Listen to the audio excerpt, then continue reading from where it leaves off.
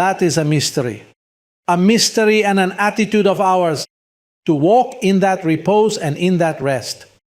And it is a call, pay attention to what is written in the book of Hebrews chapter 4 verse 10. It says that we must not fall into that same pattern of disobedience, for he who has entered his rest has rested from his works, the carnal ones, of his works as God of his own. There are works prepared beforehand for you. You have to enter into the obedience of confession. Confession is the most wonderful thing the church has. What you confess with your mouth, what you speak, because what you speak is not a whim of your carnal nature or your logic. What you speak is what God says He has already prepared for you. You're not going to speak just anything. You're going to speak what God says you are.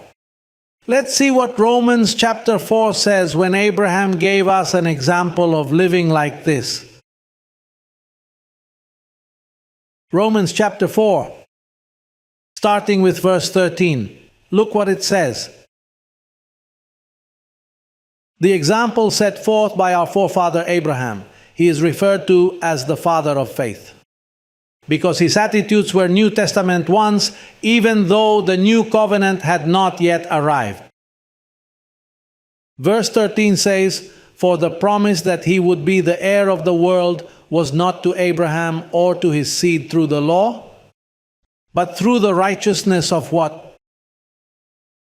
The righteousness of faith. "For if those who are of the law are heirs, faith is made void and the promise made of no effect, because the law brings" what? The law does not produce rest.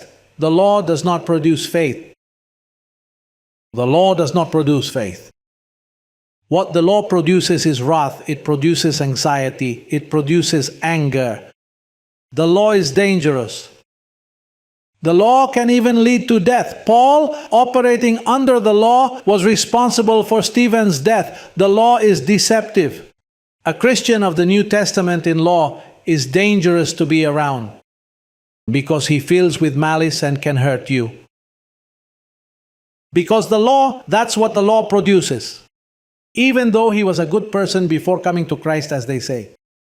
When he came to Christ, if he uses the law, he becomes filled with anger. In other words, before, in the world, he did not feel anger. Now he converts to Christ and gets angry. Why? Because he used the law element instead of the faith element. There are people in the world who were good and approachable, but they converted and now they are ogres.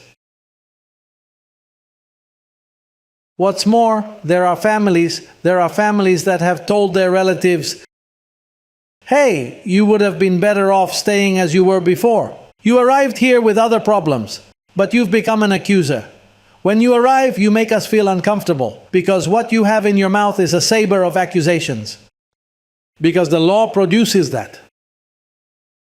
Now, if you are in grace, then you are a Christian and you are not accusing but blessing and guiding others to the Lord.